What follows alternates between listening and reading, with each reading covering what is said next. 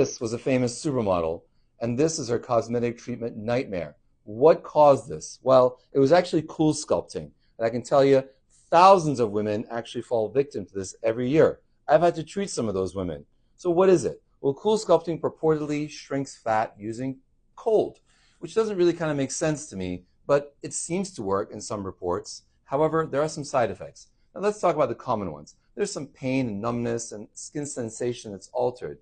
But the dreaded complication is called PAH, Paradoxical Adipose Hyperplasia. A little bit of a mouthful, but it means when you actually get paradoxical increase in fat instead of shrinkage of fat.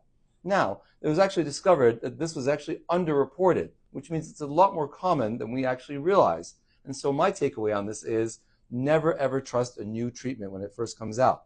Never trust something just because it has a lot of marketing behind it. So if you see it advertised everywhere, it doesn't necessarily mean it's a good thing. You might want to wait and make sure that the dust settles to see if this might be right for you. Unfortunately, a lot of people are trying to get their fat taken care of, but there are much safer and more effective ways. I always tell people start with diet and exercise and maybe talk to a personal trainer and see if you can get it done naturally without spending a ton of money on things like this.